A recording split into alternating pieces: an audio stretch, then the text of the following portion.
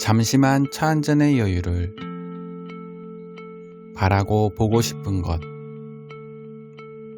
히브리서 11장 1절에는 믿음은 바라는 것들의 실상이요 보지 못하는 것들의 증거라는 말씀이 있습니다.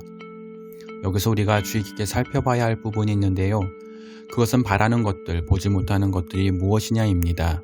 아브라함이 그토록 바라고 보고 싶었던 것은 무엇이었을까요?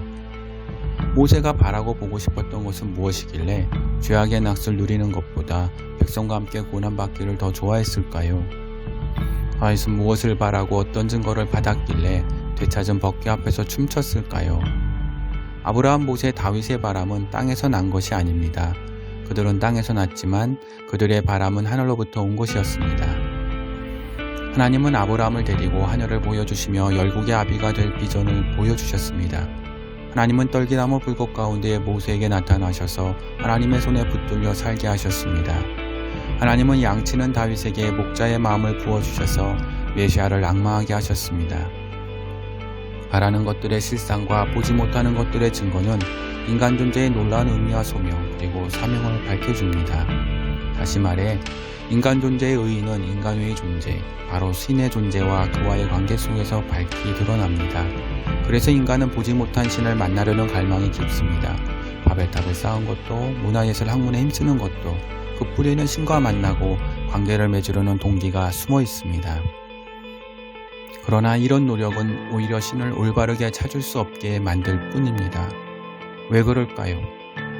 본래 에덴에서의 아담은 하나님의 살아계심을 나타내고 살아계신 하나님과 함께하는 관계 안에서 존재의 의미를 누리고 살았습니다. 그런데 죄로 인해 존재의 실상이 깨졌고 증거를 받을 수 없는 비참한 신세가 되고 말았습니다. 이렇게 깨진 존재의 실상과 잃어버려 볼 수 없게 된 증거를 바라고 볼 수 있게 해준 것이 믿음입니다.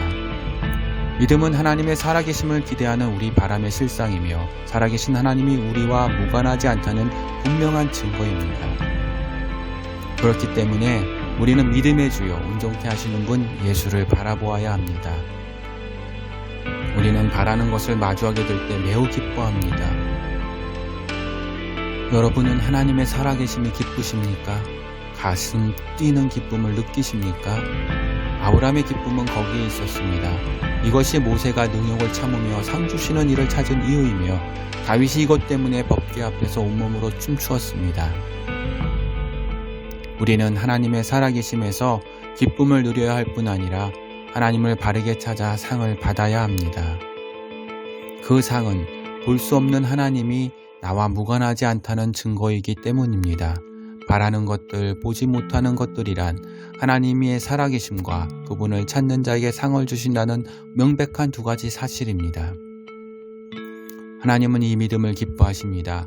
하나님을 바라고 보려는 자는 그분이 기뻐하시는 일, 바로 선을 행하고 계명을 지키는 일을 할 것입니다.